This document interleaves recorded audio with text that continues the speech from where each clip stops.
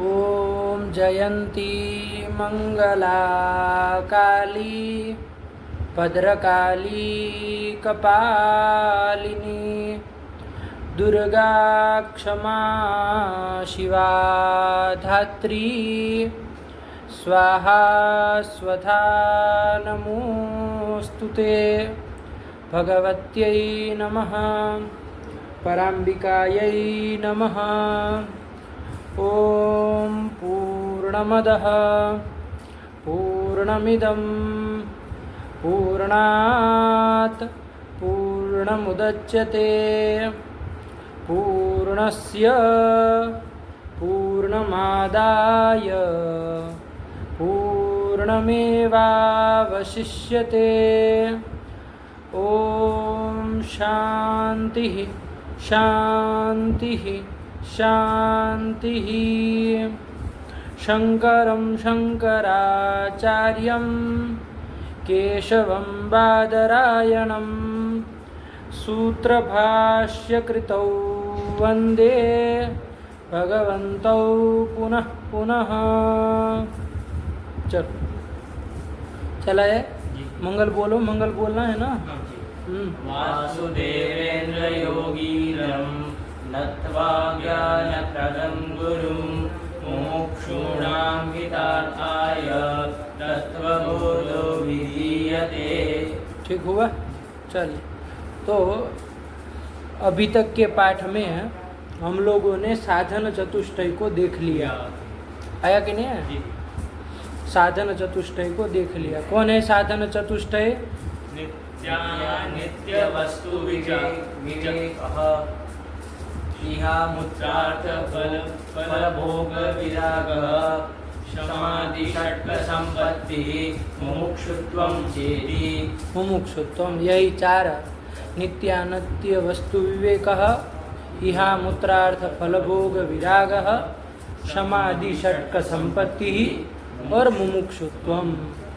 इसको विस्तार से बहुत अच्छे से हम लोगों ने अभी तक के पाठों में देख लिया। अब उसके बाद आगे बढ़ना है ना।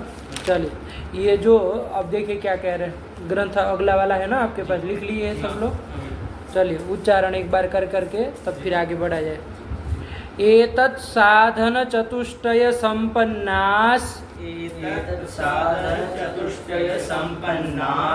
तत्व विवेकस्याधिकारिणो भवन्ति।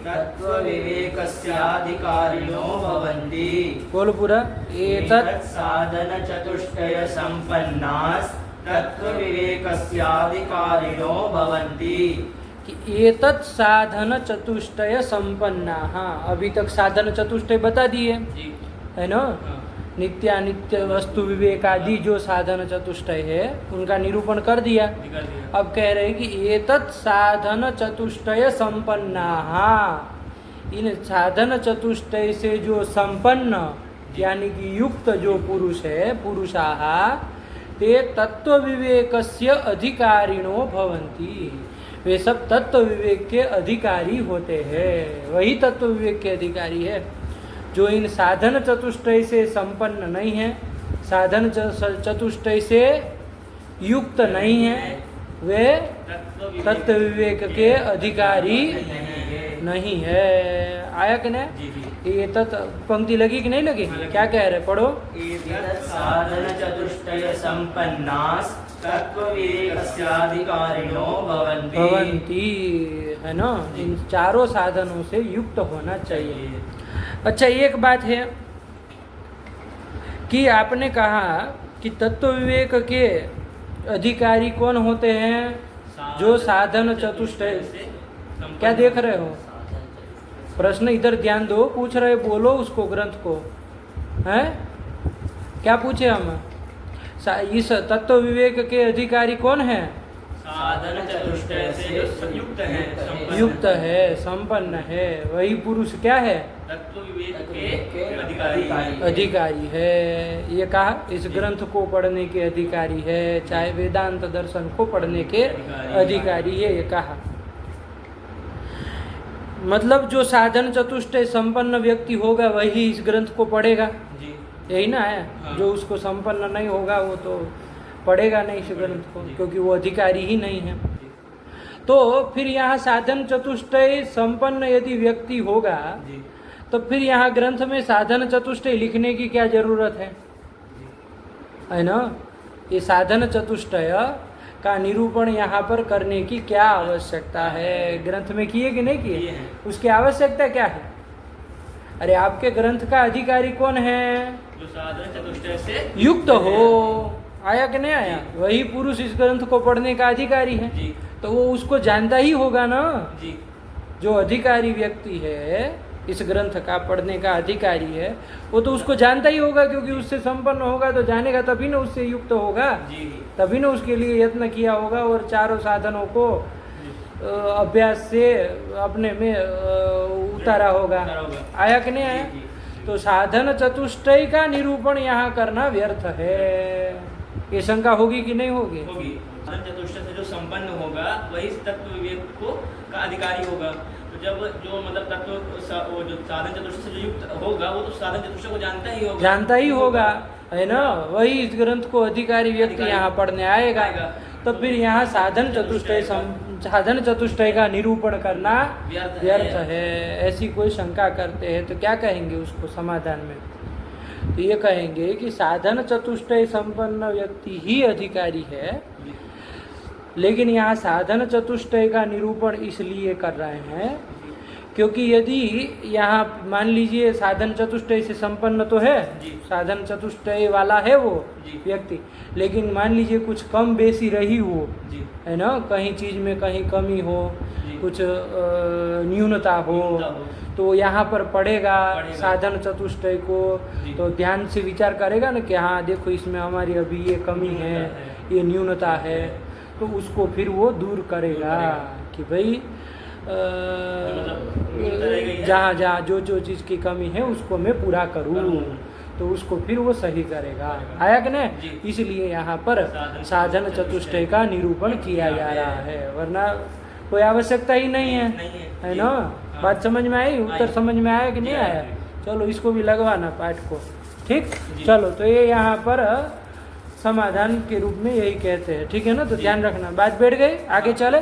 तो यहाँ पर अब क्या कह रहे हैं कि एतत् साधन चतुष्टय संपन्नाः तत्व विवेकस्य अधिकारिणो भवन्ति। साधन चतुष्टय से संपन्न जो व्यक्ति है, पुरुष है, वही क्या अधिकारी है, यही कह रहे हैं और कुछ नहीं। चलिए अब प्रश्न आएगा कि भाई ठीक है, तत्व विवेक के अधिकारी हैं, तत्व विवेक क्या चीज है?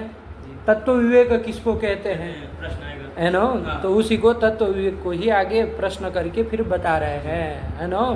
अरे भाई आपने कहा साधन चतुष्टय से संपन्न व्यक्ति तत्व विवेक का अधिकारी है, तो तत्व विवेक क्या चीज है, तत्व विवेक किसको कहते हैं? तो देखो वही प्रश्न कर रहे हैं। तत्व विवेकः कः? तत्व विवेकः कः? आत्मा सत्यस्तदन्यत् सर्वं मिथ्येति ज्ञानमेव। आत्मा सत्यस्तदन्यत् सर्वं मिथ्येति ज्ञानमेव। आत्मा सत्यस्तदन्यत् सर्वं मिथ्येति ज्ञानमेव। आत्मा सत्यस्तदन्यत् सर्वं मिथ्येति ज्ञानमेव। प्रश्न किया तत्व विवेक कह, तत्व विवेक किसको कहते हैं? तत्व विवेक यानी क्या? आया कि नहीं? तत्व विवेक किसको कहते हैं? तो उसको बता रहे, आत्मा सत्य तदन्यत् सर्वं मिथ्या इति ज्ञानमेव। इस ज्ञान को ही तत्व विवेक कहते हैं, ज्ञान को ही तत्व विवेक कहते हैं। कौन से ज्ञान को? कौन से ज्ञान को? तो उसको बताया कि आत्मा सत्य है, आत्मा जो है वो सत्य है। तदन्यत् सर्वम, उस आत्मा से अतिरिक्त जितना भी पदार्थ है इस दुनिया में, इस संसार में, कोई भी छोड़ना नहीं है। वो आत्मा से अतिरिक्त जितना भी पदार्थ है इस संसार में, आया कि नहीं? वो सर्वम मिथ्या, वो सभी मिथ्या है। आया कि नहीं? असत्य है, सत्य नहीं है। आया कि नहीं?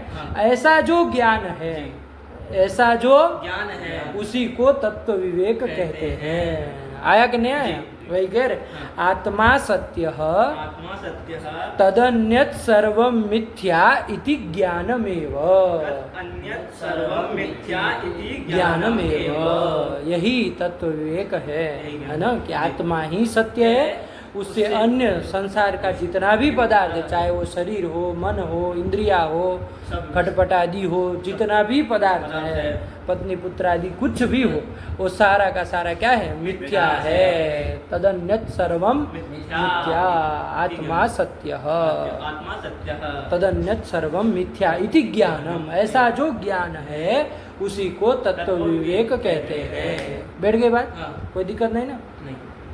अच्छा, अन्य नैयायिक आदि लोग जो है वो कहेंगे कि भैया ये घटपट आदि कैसे मिथ्या है, हमको आँख से दिख रहे हैं, ऐसे मिथ्या कह देंगे आप? आपके कहने से हो जाएगा? हैं? आँख से दिख रहे हैं, है ना, पुस्तक देखो, लेखनी, पुस्तक, मोबाइल, बोतल, सब कुछ चीज़ें दिख रही है, अपने आँख से देख रहे हैं, उसको मिथ्या कैसे कह दें? आएगा ना? तो उसको युक्ति से भी सिद्ध करते हैं, है कि नहीं है? कि भाई ये जितना भी प्रपंच है, जितना भी घटपट आदि, आकाश आदि, जितना भी प्रपंच है, पृथ्वी जल तेज वायु आकाश, जितना भी प्रपंच है वो सब मिथ्या है। क्यों? क्योंकि दृश्य है वो। क्या है वो? दृश्य है। अनुमान करते हैं, प्रपंचो मिथ्या दृश्यत्वात्।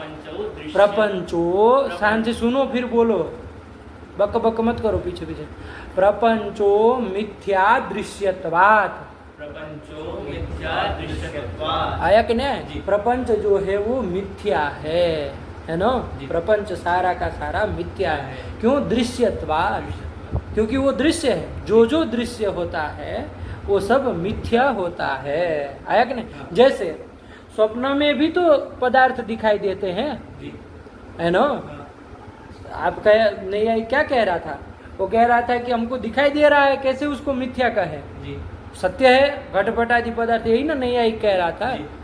तो इन्होंने कहा कि भाई नहीं, जो भी दृश्य होता है सब मिथ्या होता है, वो सब मिथ्या होता है। जैसे दृष्टांत देना पड़ेगा। कहा जैसे स्वप्न दृश्य, स्वप्न में दृश्य देखते हैं कि नहीं देखते? देखते हैं। स्वप्न में कितना सारा पदार्थ देखते हैं, है ना?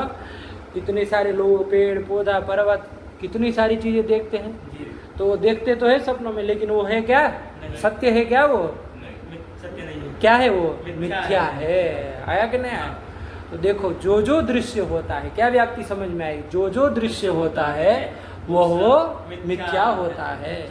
जैसे स्वप्न दृश्य, वो दृश्य जो स्वप्न दृश्य है वो मिथ्या है, वो दृश्य है और वो मिथ्या है। वैसे ही ये जो व्यावहारिक प्रपंच आपको दिख रहा है, घटपट आदि, है ना, वो भी दृश्य है कि नहीं है?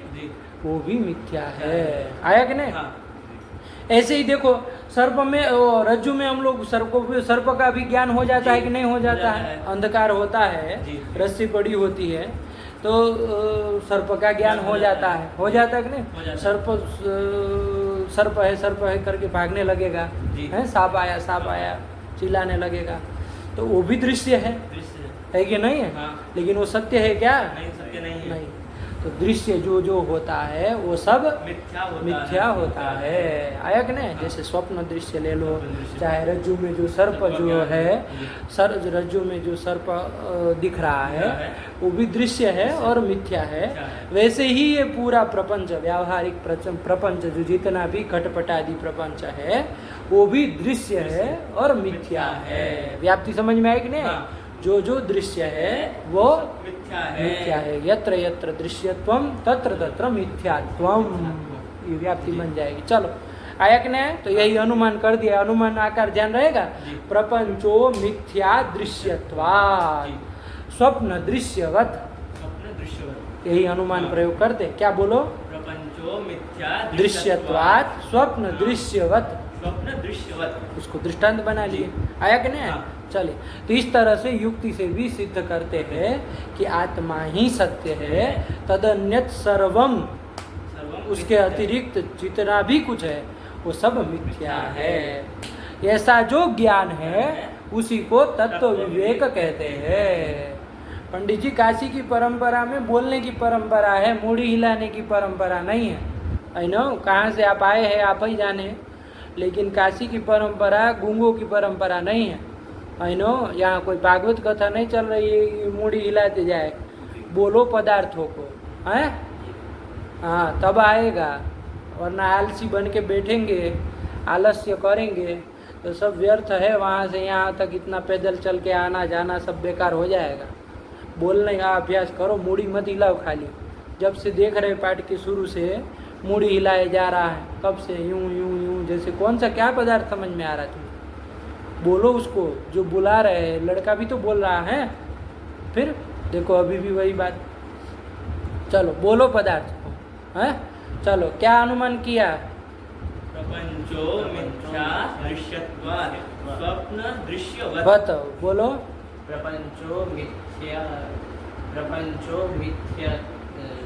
दृश्यत्वात् स्वप्न दृश्यवत्। चलो आया कि नहीं आया? जी आया। चलो ये कर दिया बाबू। हाँ। तो ये यहाँ पर तत्व विवेक किसको कहते हैं इसका निरूपण यहाँ पर किया है ना। तत्व विवेक इसे कहते हैं। किसको कहते हैं समझ में आ गया ना? हाँ। कोई दिक्कत नहीं ना? नहीं। चलो एक बार बोल लो, ग्रंथ पढ़ लो, आगे चला जाए। तत्व विवेकः कः आत्मा सत्यः सत्यस्तदन्यत् सर्वं मिथ्येति ज्ञानमेव। आत्मा ही सत्य है, उससे अन्य सारा का सारा मिथ्या है। पदार्थ मिथ्या है। ये जो ज्ञान है ना, उसी को तत्व विवेक कहते हैं। आपको भी समझ में आया जी। तत्व विवेक किसको कहते हैं? चलिए यही कर दो। हाँ बोलिए। सवाल था कि जब इसे जैसे मिथ्योति है हाँ तो इसे कहाँ कहाँ मिथ्यो सर्वम मिथ्योति मिथ्येति। मिथ्यति, हाँ तो इसको अलग अलग पढ़ेंगे। मिथ्या इति इति। समझने के लिए जब करे तो ऐसे बोलिए, तदन्यत सर्वम मिथ्या इति ज्ञानम। यह जो ज्ञान है वही तत्व विवेक है। तब अलग अलग करिए। जब ग्रंथ को याद करना हो, आवृत्ति करनी हो, तो जैसे लिखा है संधि करके वैसे ही लिखो, वैसे ही बोलो। आया कि नहीं? जी। चलो यही कर। और कुछ आगे चले। जी। अब यहाँ पर देखो तत्व विवेक किसको कहते हैं, ये तो बताया कि आत्मा सत्य है और उससे अन्य पदार्थ मिथ्या है। मिथ्या इस है। ज्ञान को ही तत्व विवेक कहते हैं। यहाँ कहा आत्मा सत्य है। जी। आत्मा सत्य है। अब आत्मा किसको कहते हैं यही नहीं पता है, जी। है ना? वो आत्मा क्या है? क्या है? तो उस आत्मा का स्वरूप बताने जा रहे हैं। आत्मा किसको कहते हैं तो प्रश्न करके बताएंगे। जी। देखो क्या कह रहे हैं। आत्मा कह, आत्मा कः आत्मा कह, आत्मा कः स्थूल सूक्ष्म कारण शरीराद व्यतिरिक्तो स्थूल सूक्ष्म कारण शरीरात् व्यतिरिक्तो अवस्थात्रय साक्षी अवस्थात्रय साक्षी पंचकोशातीतः पंचकोशातीतः सच्चिदानंद स्वरूपो सच्चिदानंद स्वरूपो यस्तिष्ठति स आत्मा। यस्तिष्ठति स आत्मा। आया कि नहीं? पूरा बोलो एक बार।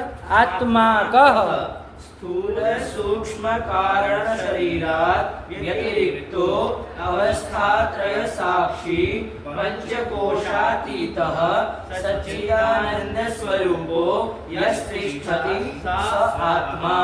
अब आवाज निकली लड़के की। अरे बाबा बोलोगे नहीं तो कहाँ से आएगा है? तब भी बोलना तो पड़ेगा ना। चलो बोला करो। अरे कहीं गलत हो जाएगा बाबू तो क्या हो जाएगा, डांट ही तो पड़ेगी, लेकिन कम से कम गलती पकड़ में भी तो आएगी। आया कि नहीं?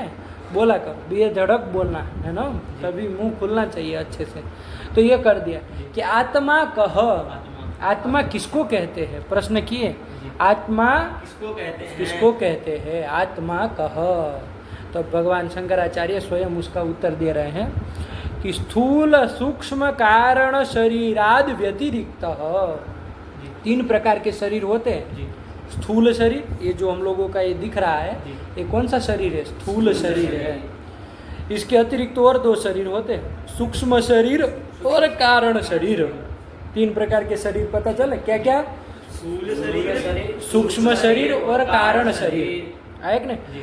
वो स्थूल सूक्ष्म कारण शरीराद व्यतिरिक्त।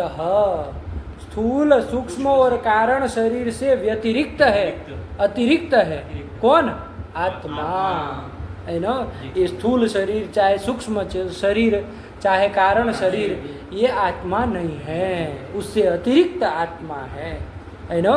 क्योंकि लोग सामान्य रूप से अपने शरीर को ही आत्मा समझ लेते हैं, है ना।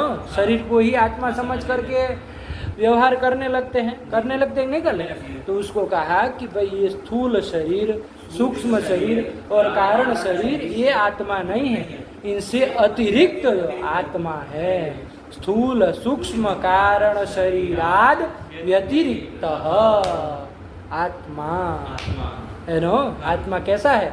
स्थूल शरीर से, सूक्ष्म शरीर से और कारण शरीर से अतिरिक्त है, भिन्न है। आया कि नहीं? ये शरीर रूप आत्मा, शरीर आत्मा नहीं है। आया कि नहीं? अब स्थूल शरीर क्या है, सूक्ष्म शरीर क्या है, कारण शरीर क्या है, स्वयं बताएंगे आगे, क्रमशः बताएंगे। आया कि नहीं? इसलिए हमको अभी से उसमें उलझना नहीं है। अभी जो आत्मा का स्वरूप जो पंक्ति सह बता रहे हैं उसको वैसे के वैसे लगा लिया जाए।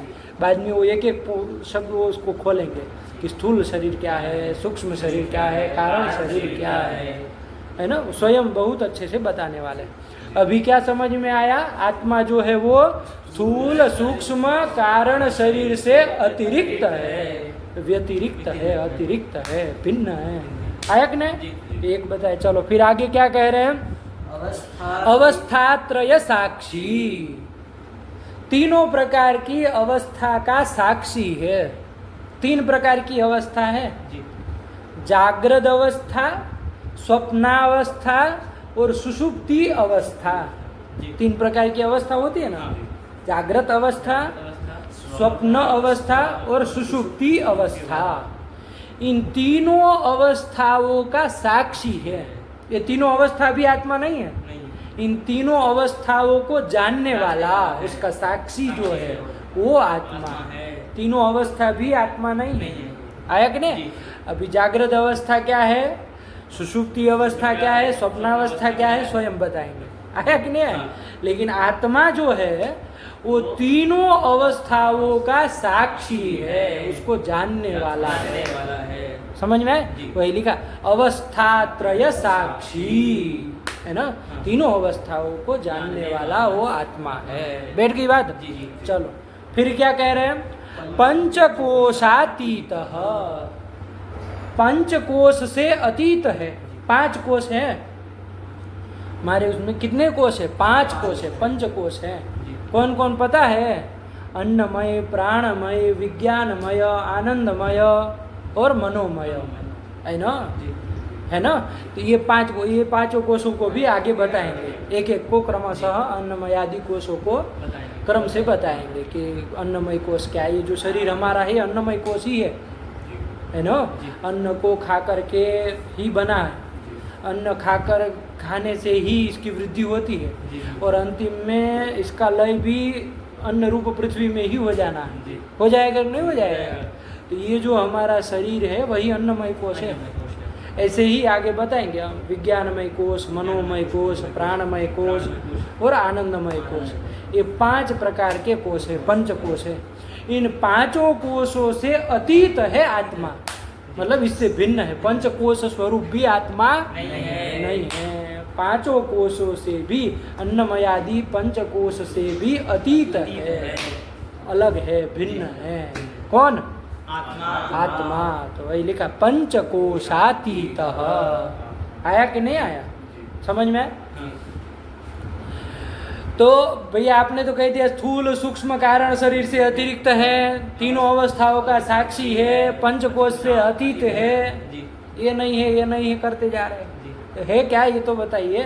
तो कहा सच्चिदानंद स्वरूप है ना, सच्चिदानंद स्वरूप, सच्चिदानंद स्वरूप है, सत चित और आनंद स्वरूप है।